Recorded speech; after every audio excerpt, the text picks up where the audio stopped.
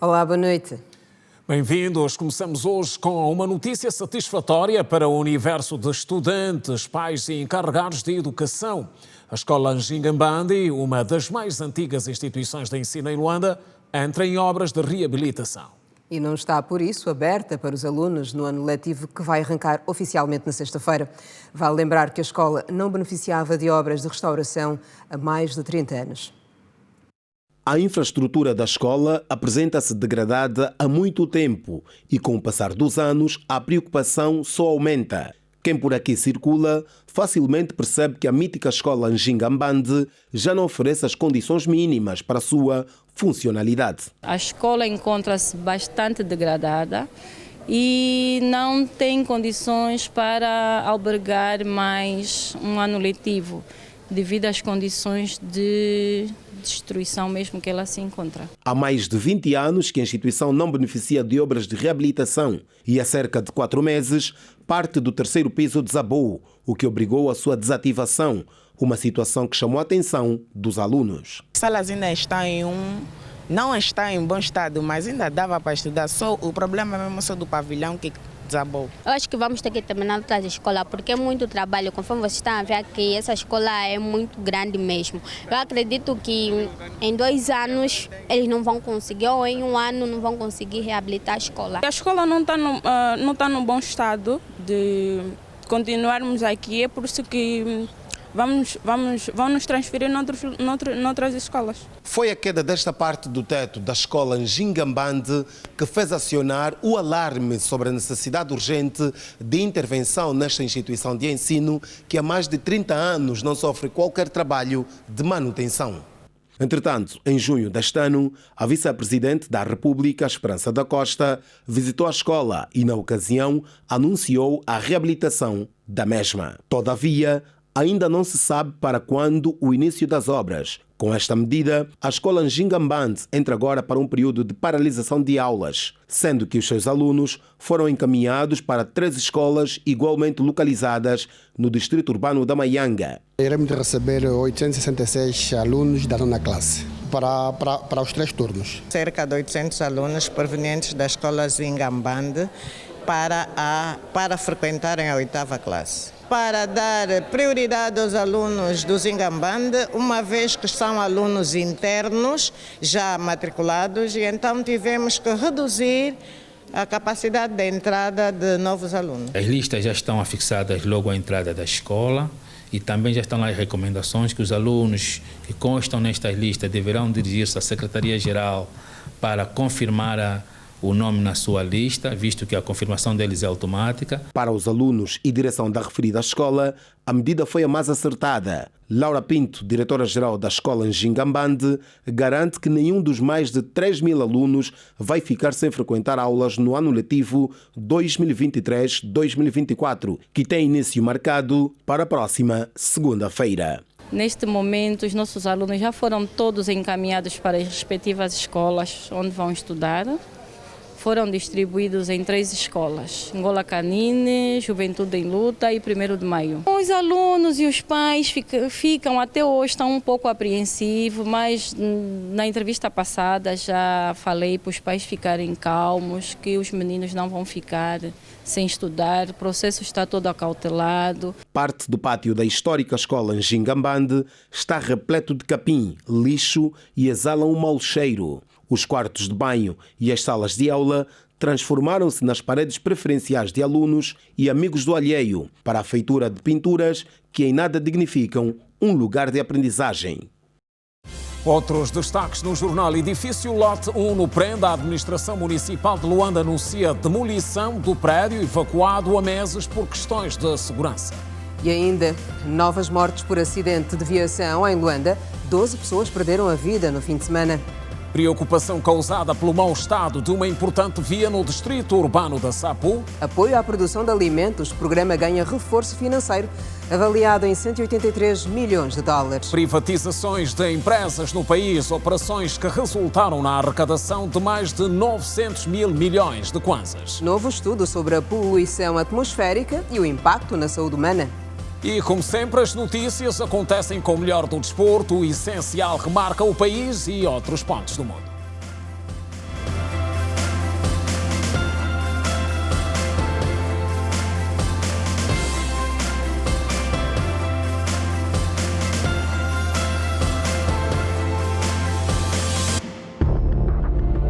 Qualquer problema que aparecia, eu era culpada. Eu gostaria que a minha família aparecesse mesmo. Temos segurança, pagamos ou pensão. O valor cobrado varia entre 10 a 15 mil kwanzas. Nós em 2017 fizemos as coisas porque nós queremos estar bem. Para sustentar a minha vida e a minha mãe. Me acusavam de feiticeiro, coisa que eu não fazia. E a mulher que meu pai está a viver com ele chegou, tudo mudou. Histórias marcantes no Girassol Jornal. Outra vez, boa noite. O edifício Lote 1, no Prenda, evacuado há meses por questões de segurança, será demolido. A confirmação foi feita hoje em nota pela Administração Municipal de Luanda, que ainda não identificou a data certa da demolição do prédio. Depois de 3 meses de portas encerradas, o edifício do lote 1 do bairro Prenda, que se encontra sob ameaça de desabamento, já conhece o seu destino final. Os que têm um pouco de possibilidade vão ajudando, os que não têm, mas até quando? Todo mundo precisa. Tem a questão dos inquilinos também, do prédio. Muitos já conseguiram arrendar as suas casas. Envolvidos 3 meses, com a situação já totalmente agravada, para um lugar que não tem os serviços sociais mínimos, né? Então preferimos ficar no prédio. Se também não se preocuparam até hoje com o lugar onde nós estamos, onde é que as pessoas estão e como estão, já falamos várias vezes dos doentes, falamos várias vezes dos idosos, falamos várias vezes dos vizinhos mais necessitados e nunca na administração, no governo da província, nunca ninguém se preocupou em visitar, em procurar saber, aferir verdadeiramente a situação. A administração municipal de Luanda apresentou como solução para o problema dos moradores o projeto habitacional Maie Maie. No entanto, estes recusam-se a aceitar tal solução. Nós todos trabalhamos praticamente na cidade. Nós precisamos de lugares, nossos filhos estudam aqui. Então como é que é concebível que o nosso governo pensa por simplesmente que a solução para este povo é o Maie Maie? Estamos agastados com a situação. Porque não acredito que o Leia consegue dar-nos tantas datas e nenhuma delas cumpre. O Leia tem que nos dizer também se não deu laudo até hoje. Porque nós somos os mais interessados. O governo é interessado, mas os mais interessados que estão a sofrer verdadeiramente somos nós. Os moradores que se demonstravam agastados com a falta de informação por parte do Laboratório de Engenharia de Angola souberam hoje, por intermédio de uma nota da Administração Municipal de Luanda, que o edifício será demolido. O Laboratório de Engenharia de Angola fez a apreciação técnica do edifício e, em consequência da degradação acelerada das armaduras, que comprometeram a estabilidade do edifício, concluiu-se que, pelo elevado grau de risco por instabilidade e insegurança estrutural, o edifício deve ser demolido. No distrito urbano da Sapu, os munícipes estão indignados com o estado de um troço rodoviário que se encontra degradado há anos. A via é importante na ligação entre o Calemba 2 e outros bairros na zona e para os automobilistas a preocupação é ainda maior. Continua sem nenhum avanço a obra da via do distrito urbano da Sapu que liga ao Calemba 2. Paralisada há cerca de 8 anos, os automobilistas que por aqui trafegam queixam-se dos custos de manutenção com as viaturas em consequência do mau estado da via. Nós pagamos taxa, seguro, agora já não é taxa, é IVM, seguro, essa coisa toda e cada vez mais nós estamos a ser apertados e nós não temos como trabalhar. E se o governo velasse por essa situação, nós como automobilista, como que não bastasse também contribuir mesmo para isso, para o desenvolvimento do país. Não é complicado, esse projeto é antigo, até agora não há soluções, não há nenhuma... Não há nada, nenhuma conclusão, não responde nada até agora. A areia vai se transformar em lama, os buracos não vão ser notáveis, os carros vão... Complicado, meu irmão, muito complicado. Francisco Correia, camionista há mais de 20 anos, pede ao governo que se dê continuidade ao projeto para facilitar a mobilidade automóvel na zona. Porque desde a data que houve esse projeto, que era de fazer uma estrada que dá acesso da estalagem a Quilamba, E isso ficou assim e nós é que estamos a pagar por isso. E a estrada está mal e está causando tantos danos nas viaturas, molas e outras coisas, etc, etc. Entretanto, a maior preocupação prende-se com a época de chuva que agora vigora e que, segundo esta moradora, torna-se um perigo por causa da quantidade de água que para sobre esta vala. Nós aqui estamos mal porque diz que iniciaram essa obra, não estão a fazer nada. Então, como fica lá a praia aqui, então com nós as crianças que nós temos, não dá certo porque as crianças banham nessa água. Então nós queremos o governo para ele fazer esse todo o trabalho, para acabar, para nós ficar melhor através das crianças, senão morre criança aqui, nós vamos perder. Para maiores esclarecimentos sobre a paralisação da obra, a Rede Girassol contactou a administração do Distrito Urbano da cidade universitária, que prometeu se pronunciar nos próximos dias. Importa ainda referir que as obras na rotunda da Sapu tiveram início em 2015 e nela constava a construção de 12 quilômetros de estrada, um viaduto de 140 metros de comprimento e 13 de largura, que facilitaria a circulação dos autocarros dedicados ao transporte público, definidos na altura no Plano Diretor-Geral Metropolitano de Luanda. E seguimos com o apelo que chega do bairro Simeone, aqui em Luanda, e que vem de famílias que passam por várias dificuldades. Mais um quadro de necessidade de intervenção. Com 24 anos de existência, o bairro Simeone Mukune, no distrito urbano da Kamama, tem centenas de famílias que carecem de quase tudo, principalmente alimentação, segundo a Comissão de Moradores. Os moradores e a comissão pedem apoio às autoridades numa altura em que foram cadastradas mais de 200 famílias vulneráveis. Há um momento, vai aí na retunda, nos corre. Se você conseguir lá 1 quilo de arroz, leva. Não conseguir, ficam mesmo assim dentro de casa. 1 quilo, às vezes 10 pessoas dentro de casa, 15. Estamos a viver já, compra a caquizaca de 300, tem que pôr bué de molho para pôr lá um bocado de jindungo para beber água às crianças. Por exemplo, agora, de onde estou saindo da minha casa, deixei as crianças chorar. Mãe, pão as crianças que habituaram um pão daquele normal, tem que comer lá 3 pessoas. Normalmente os jovens daqui poucos têm emprego, mas se formos a ver, são jovens formados. Tem muitos jovens formados aqui, mas por falta de alguém que é para poder ajudar, as coisas ficam assim um bocadinho difícil. Há casas que eu passo, que vendo a realidade, né? Eu como sou um bocadinho sensível, choro, porque você vai encontrar um bocadinho de arroz, que era para uma pessoa, tem que dividir a 3, 4 pessoas. Na verdade, o bairro Simeone Mukune é um bairro mesmo.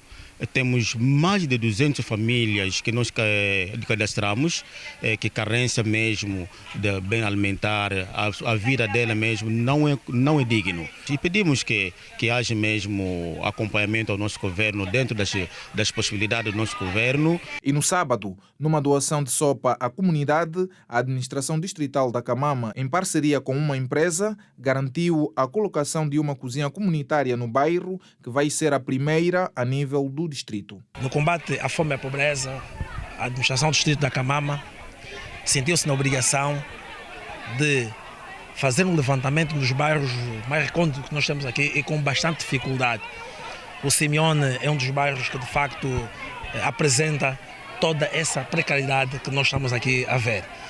Por essa razão, a administração, em parceria com a Cudiamix, que é uma fábrica de bens alimentares, criou-se uma parceria no sentido de nós apoiarmos as famílias mais carenciadas. Se os munícipes de facto acharem que a sopa foi bem confeccionada e que tem os requisitos que lhes convença, então posso aqui já adiantar aos jornalistas que o projeto já colou. A gente tem aqui essa ação no Kamama e a gente está aí buscando os outros municípios, né? Eu acredito que estamos abertos a também receber o contato das administrações para que a gente possa entrar no bairro e atender mesmo as famílias vulneráveis. Os beneficiários e a Comissão de Moradores enalteceram a iniciativa e estão expectantes em relação à construção da cozinha comunitária. Então, agradecer muito, papá. Como nós A minha casa está fazendo 3 semanas, 4 semanas, nem um ano, não toma sopa. Com essa cozinha que ser lançada, cozinha comunitária, vai ajudar muita família do bairro Simeone Mucune. Os cerca de 70 mil moradores do bairro Simeone Mucune 1 fazem parte dos mais de 600 mil habitantes do distrito urbano da Camama, no município de Talatona. O último fim de semana foi letal nas estradas de Luanda. Os acidentes de viação voltaram a ceifar vidas. No total, 12 pessoas morreram, segundo o balanço feito pelas autoridades, numa altura em que está em consulta pública a proposta de revisão do atual Código de Estrada. Por exemplo, a falta de prioridade. Muitos condutores não têm noção de dar prioridade, né? Quando chegam na passadeira, ou quando chegam em locais ou que a descendência de passagem, não respeitam. Angola registrou no primeiro semestre de 2023 uma ligeira redução de mortes por acidente em relação ao mesmo período de 2022. Entretanto, a sinistralidade rodoviária continua a ser a segunda maior causa de morte no país. Para a prevenção de mais mortes e segurança rodoviária, está em consulta pública o projeto de lei de revisão do Código de Estrada. Para alguns cidadãos, o instrutivo, entre outras nuances, deve servir de guia educativo a quem defenda mesmo a educação rodoviária como uma disciplina curricular. A revisão deve ser feita de maneira a não prejudicar 100% dos automobilistas, mas sim a beneficiar, ou seja, de maneira a dar uma lição de moral, a questão das sinalizações, por exemplo, as ruas, por exemplo, que não têm a luz pública, etc, etc. As pessoas no ensino de base também teriam noção do Código de Estrada. Se fosse implementado também isso nas escolas seria melhor. Por exemplo, eu tirei a carta de condução na altura, a exigência é de 7ª classe. Que se apresentasse o currículo de 7ª classe, ou o certificado de 7ª classe, por exemplo, ia tirar a carta de condução. Bem, também 10ª classe não está nada errado, com certeza, mas se fosse começasse no ensino de base, também implementasse uma disciplina que falasse do Código de Estrada, acho também que seria melhor. O projeto de lei de revisão do Código de Estrada altera 72 artigos e insere 3 novos, entre eles o mínimo da 12ª classe para obtenção da carta de condução, uma medida aplaudida, mas com algumas observações. Já o indivíduo está mais capacitado e tem uma noção já basicamente, né, em termos literários e uma melhor interpretação. Pelas dificuldades que vivemos aqui no nosso território, acredito que nem todos têm condições para estudarem até ter a 12ª ou ensino médio feito. Acredito que muitos não terão condições suficientes para terminar o médio para ter carta. E no nosso país fizemos da carta de condução como uma prioridade para emprego ou profissionalmente.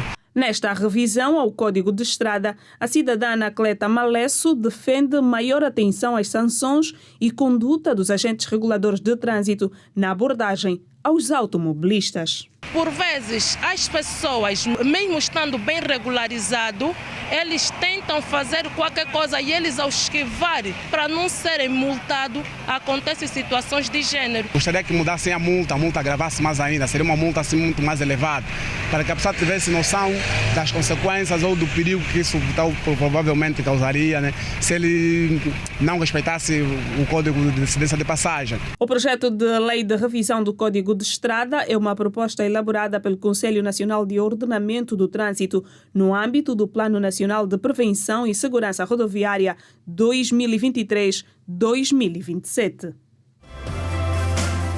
Alimentos. Apoio à produção com 183 milhões de dólares. Em destaque.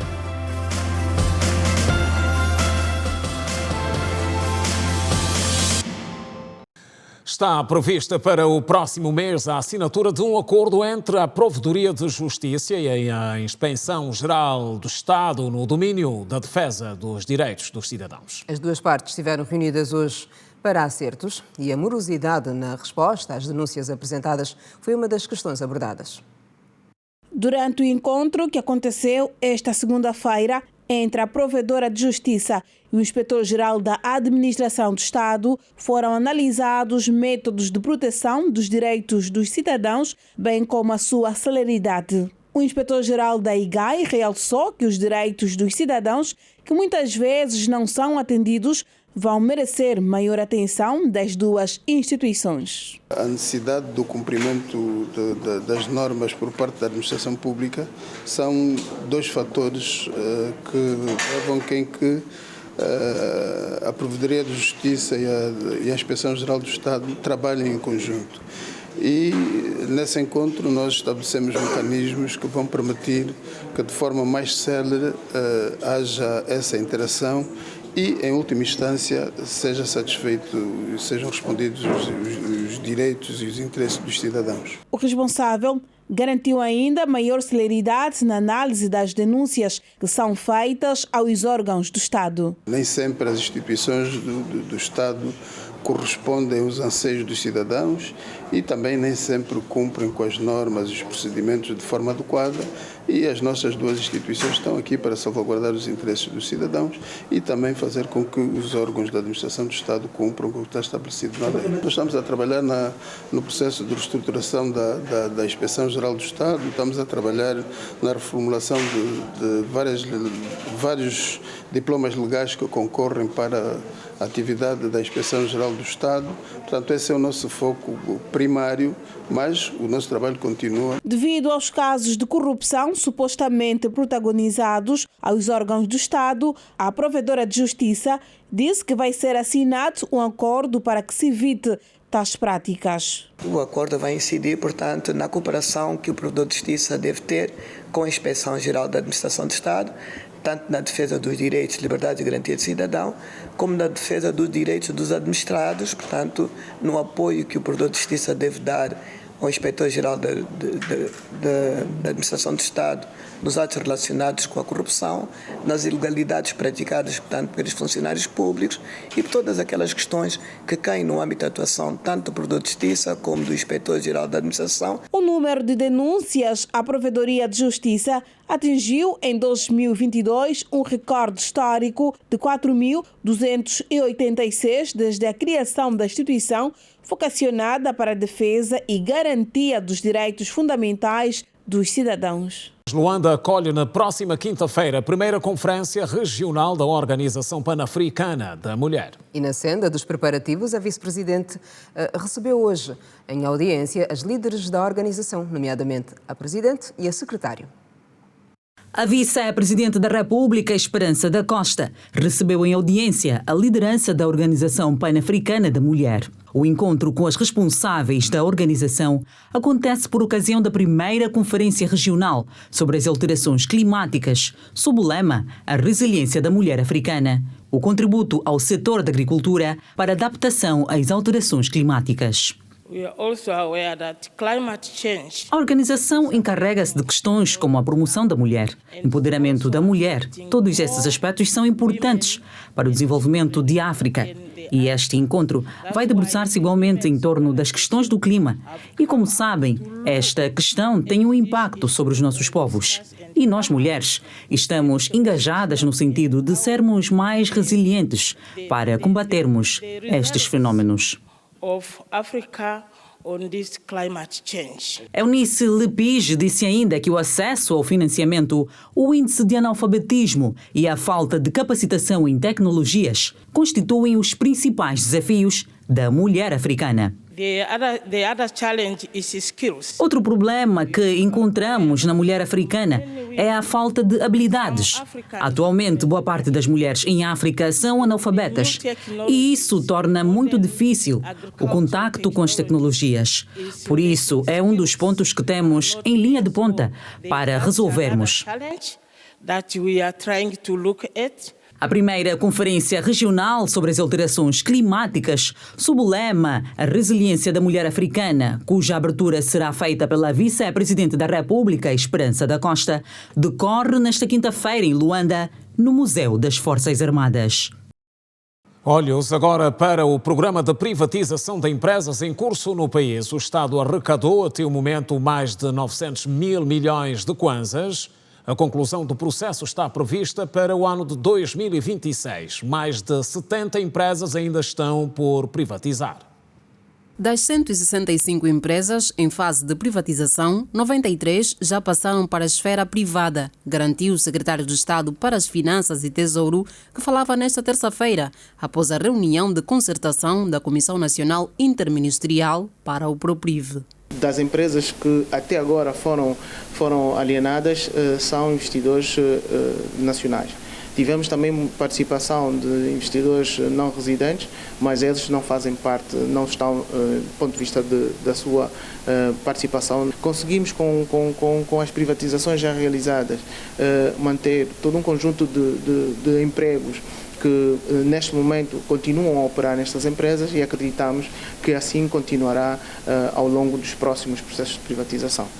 O processo de privatização segue com um olhar para os demais setores, com destaque para os das telecomunicações, tecnologias de informação e comunicação social, estando as empresas Angola Telecom, Multitel, TV Cabo, Grupo Média Rumo e o Grupo Média Nova em vias de conclusão da análise dos processos para a privatização. Relativamente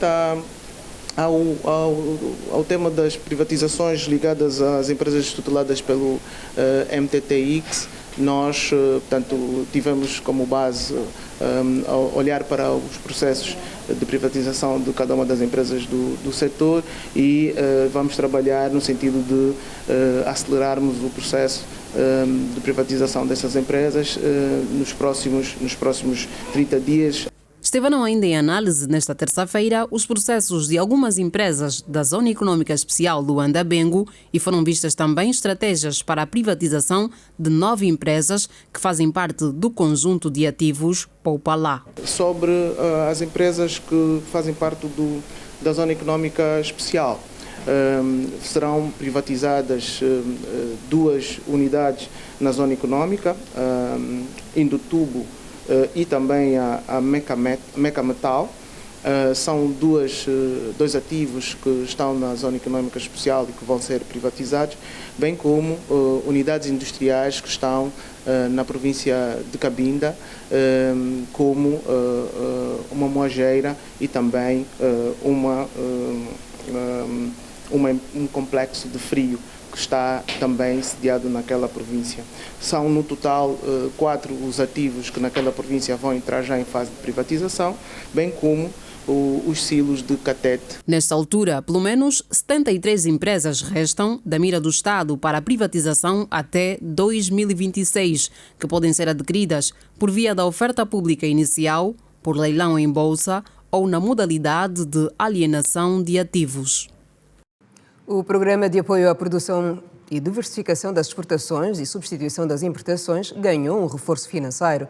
O Executivo disponibilizou 150 mil milhões de kwanzas, o correspondente a 180 milhões de dólares, para apoiar a produção de alimentos e de ração no país. O valor incrementado destina-se ao provimento de bens agroalimentares, principalmente para dar saída ao Plano Grão, Plano Pesca e Plano Pecuária, assim como para os médios e grandes empresários. Adicionalmente, também o Fundo de Garantia de Crédito foi também capitalizado com 50 mil milhões de kwanzas para alimentar o seu produto, que é o GAP, não é? A Garantia de Apoio à Produção. Portanto, como vocês conseguem ver, está tudo direcionado ao provimento de bens agroalimentares, uma garantia que pode ir até 80% do valor financiado. O valor injetado vai ser operacionalizado por mais diversos canais, dentre eles por via do Banco Angolano de Investimento, com uma taxa de juros de aproximadamente 7% e com uma maturidade de 12 meses. Nos termos de financiamento, o BDA irá depois anunciar com mais detalhes, mas como vocês sabem, o PAC reestruturado tem uma taxa de juros de não superior a 7,5%. E, neste caso, uma vez que se destina maioritariamente aos pequenos empresários, estamos a falar num valor em torno dos 20 milhões de kwanzas por projeto.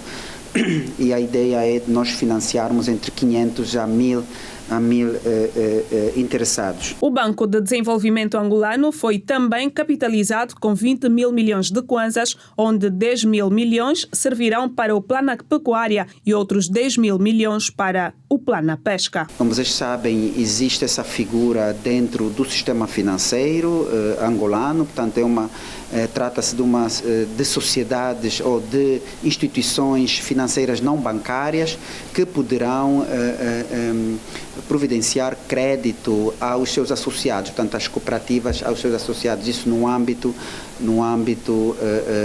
do regulamento para as sociedades. Foram ainda reservados 5 mil milhões de kwanzas destinados ao Fundo Ativo de Capital de Risco Angolano e 30 mil milhões de kwanzas para o Ministério da Agricultura e Florestas para o apoio da agricultura familiar e o provimento de insumos para a campanha agrícola deste ano. O titular da pasta da Economia reafirmou também, nesta terça-feira, que o governo pretende continuar a contar com as cooperativas como sendo um braço prolongado do sistema financeiro angolano. Para tal, foram injetados também 5 mil milhões de kwanzas ao Fundo de Apoio ao Desenvolvimento Agrário. Poluição atmosférica. Novo estudo sobre impacto na saúde humana. Em destaque.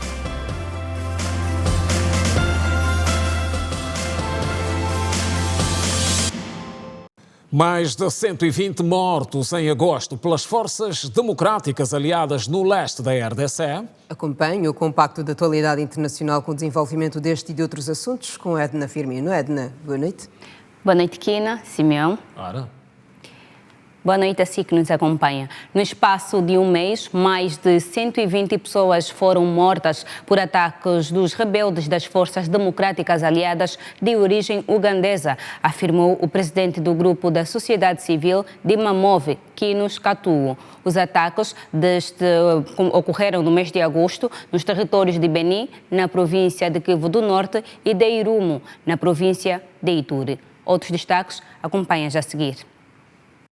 39 pessoas, na sua maioria mulheres e crianças, morreram nesta terça-feira em Niala, capital de Darfur do Sul, no Sudão, num ataque com foguetes durante os combates entre o exército e as forças de apoio rápido, informaram fontes médicas e testemunhas. Segundo a ONU, desde 11 de agosto, mais de 50 mil pessoas foram obrigadas a fugir de Niala, onde os sistemas de comunicação estão bloqueados devido ao conflito que começou a 15 de abril entre o exército liderado pelo general Abdel Fattah al-Burhan e as forças de apoio rápido, o grupo paramilitar do general Mohamed Hamdan Dagalo, ex-número 2 do regime militar.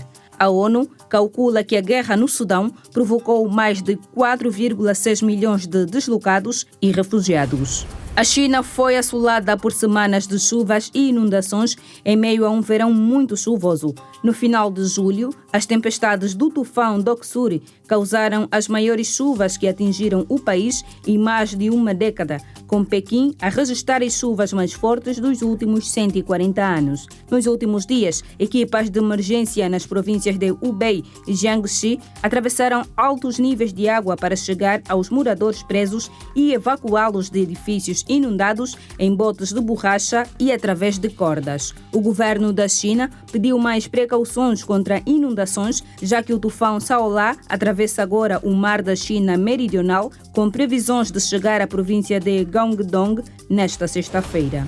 Um navio que transportava produtos de fabricação, tratamento de aços e ferros fundidos para a África saiu do porto ucraniano de Odessa através de um corredor temporário do Mar Negro e chegou em Istambul nesta terça-feira. O porta-voz do Kremlin, Dmitry Peskov, disse que a passagem do navio não tem nada a ver com as perspectivas de retomada de um acordo de grãos que envolve a Rússia. E reafirmou a posição de Moscou de que a retomada do acordo de grãos depende do Ocidente cumprir as promessas relativas às exportações de grãos e fertilizantes da própria Rússia. O Primus é o segundo navio a utilizar o corredor temporário desde que a Rússia se retirou no mês passado de um acordo mediado pela ONU que permitia o transporte seguro de cereais através do Mar Negro.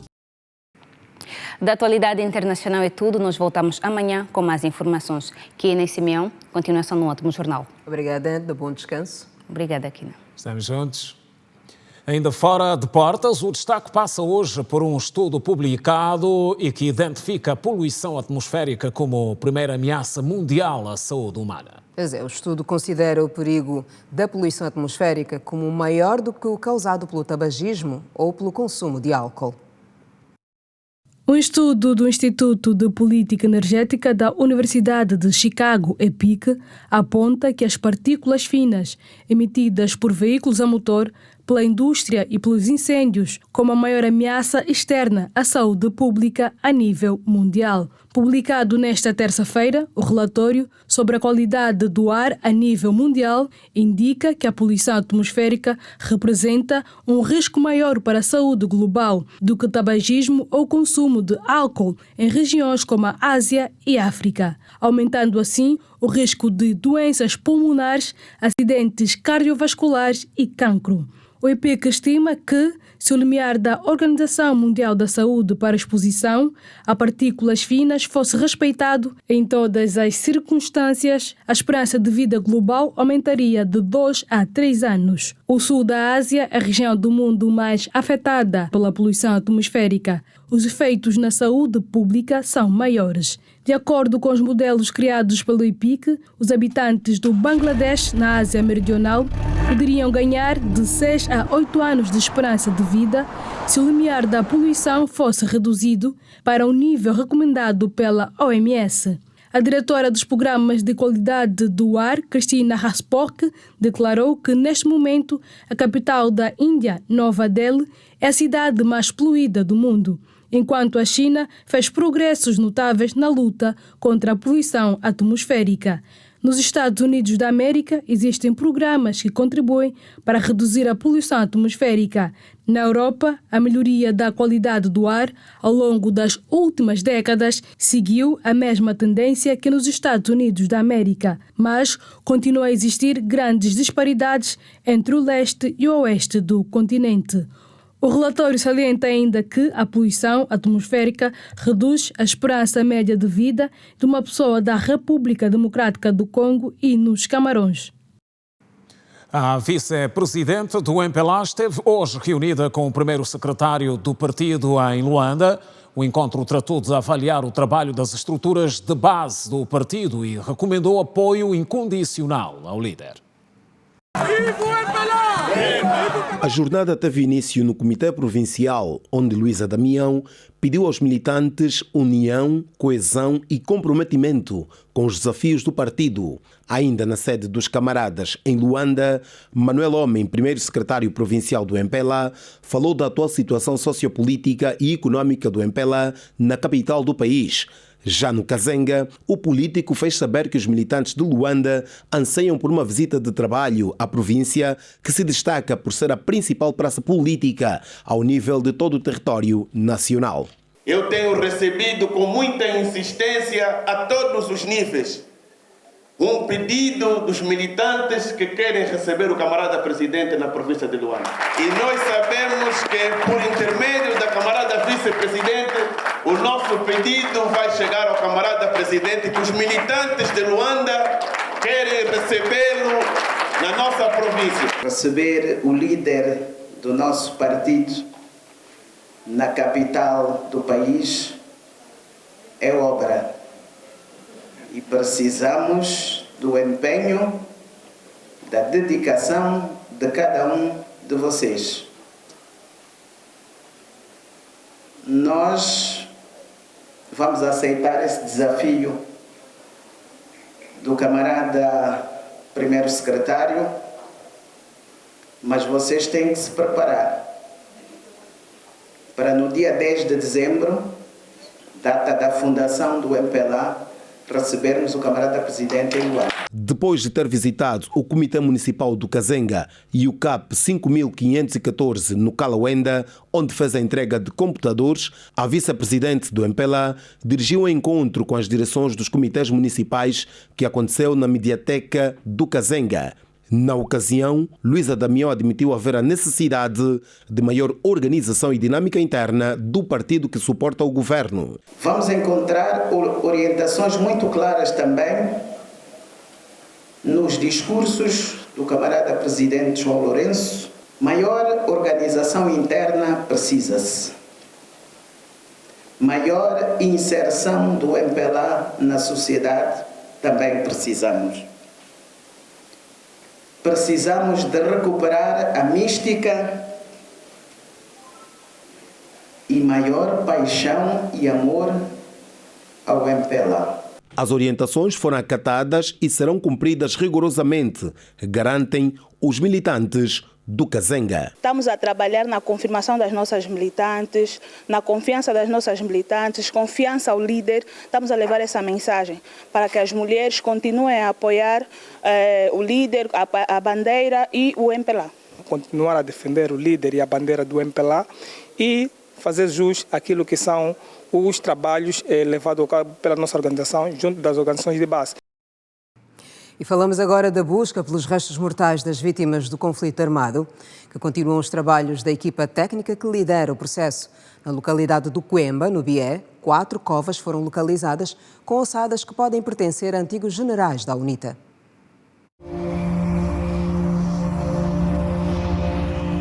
Continuam os trabalhos da equipa técnica da Civicop pela busca dos restos mortais das vítimas do conflito armado. Nas matas do Coemba foram encontradas 4 covas e delas retiradas ossadas que podem pertencer a 3 antigos generais da UNITA, entre eles o general Bock. Não muito distante daí foram encontradas ossadas de uma mulher que se supõe ser Ana Kuliposa, a Ana Savimbe. O fato de conservar ainda peças de roupa e bijuterias pode facilitar o trabalho de identificação, segundo os médicos forenses. Com a redução do grau de complexidade da operação, será mais fácil para os técnicos concluírem os trabalhos. Devo dizer que felizmente, e repito felizmente, para aquilo que é o trabalho que estamos a desenvolver, temos locais bem identificados, onde o enterramento foi feito de forma individualizada, e isto dito por mim porque desta forma teremos, portanto, reduzido o grau de complexidade do trabalho que deve ser desenvolvido e, consequentemente, criarmos condições para rapidamente fazer-se o levantamento das ossadas, serem devidamente acomodadas e estas embalagens, cumprindo rigorosamente com a cadeia de custódia, serem levadas ao laboratório, onde sequencialmente poderão ser desenvolvidos outros trabalhos.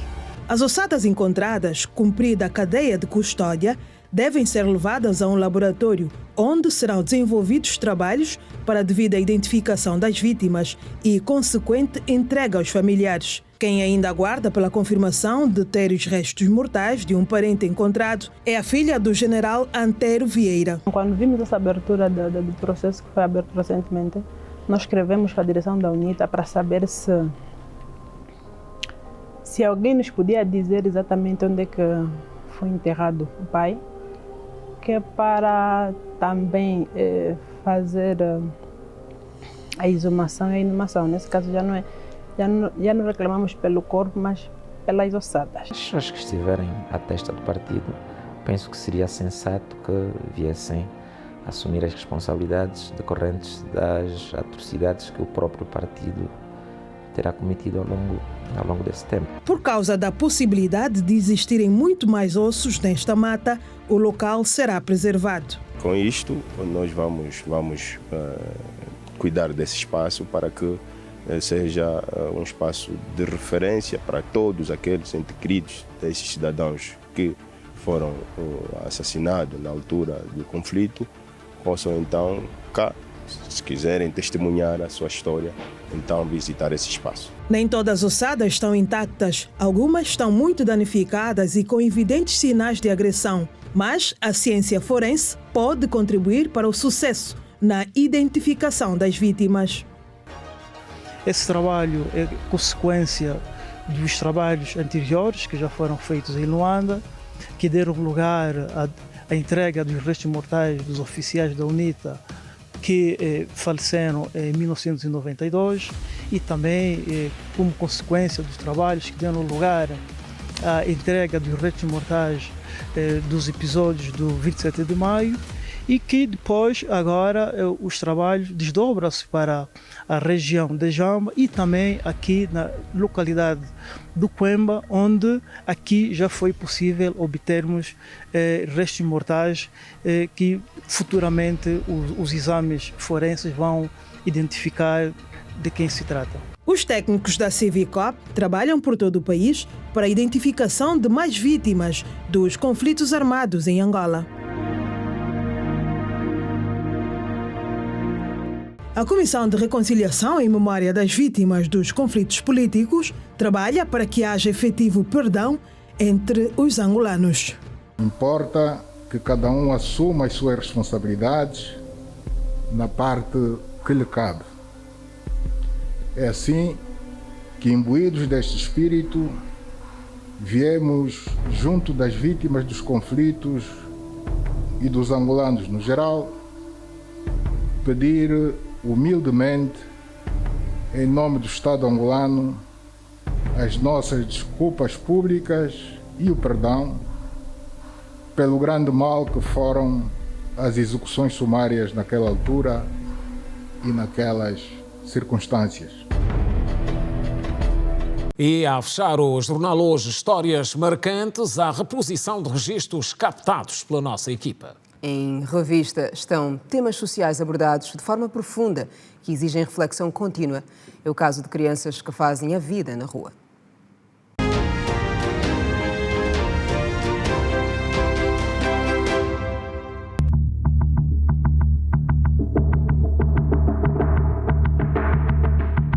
Me acusavam de feiticeiro, coisa que eu não fazia. E a mulher que meu pai está vivendo com ele. Chegou, tudo mudou. Tudo mudou na vida destas crianças. É de noite, o relógio marca 20 horas. Estamos nas imediações do Parque da Independência. Aqui estão crianças e adolescentes de 8 a 16 anos de idade. Fugiram da casa dos pais por diversos motivos. E a mulher que meu pai está vivendo com ele. Chegou, tudo mudou. Ela bate, me espanqueia-me. E ela pegou, chutou-me. Quando chego para falar no meu pai, não aguento. Eu vim do ex, até que vim do ex. Desde que a minha avó faleceu, minha avó já faleceu, desde que minha avó faleceu. Eu moro na samba. Eu não gosto dos cuidados que meus filhos me dão. Então, eu decidi fugir de casa. Estou na rua mais de 5 anos. Saí da minha casa através deram dinheiro do mata-bicho. Agora eu fugi com o dinheiro do mata-bicho. Depois eu fiquei na rua. Com quanto é que você fugiu? Era 1.500 kwanza.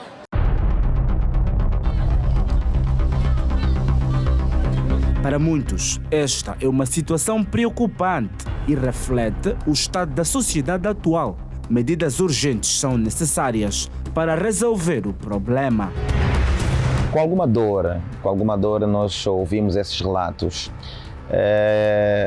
Quando uma criança é indefesa, quando uma criança não tem proteção, quem ele vai defender? Quem é o advogado dessas crianças? Nós hoje temos crianças na rua e de rua por negligência dos próprios progenitores. E a grande preocupação, muito recentemente, fez-se uma abordagem que tínhamos mais de 400 crianças na rua em cada período.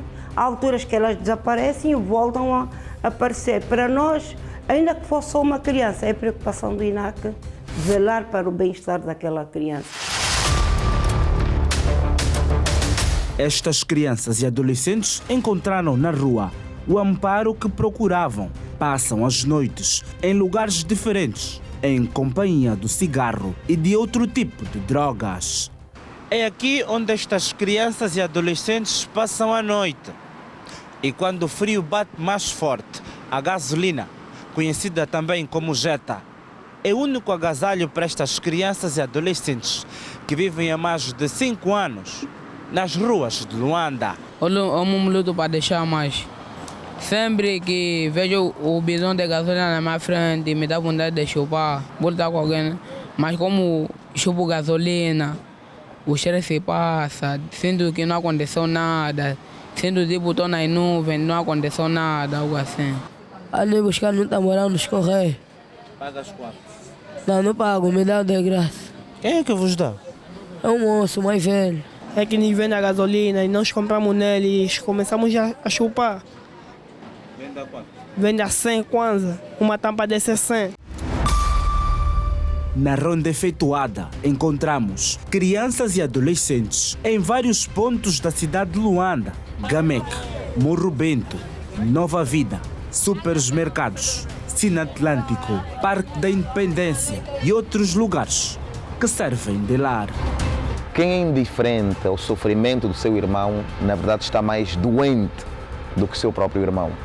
As nossas crianças refletem aquilo que vai ser o nosso país amanhã. E assim chegamos ao final da edição de hoje do Girassol Jornal. Nós vamos voltar amanhã à mesma hora, 19h45. Desejamos continuação de boa noite. Boa noite, passe bem.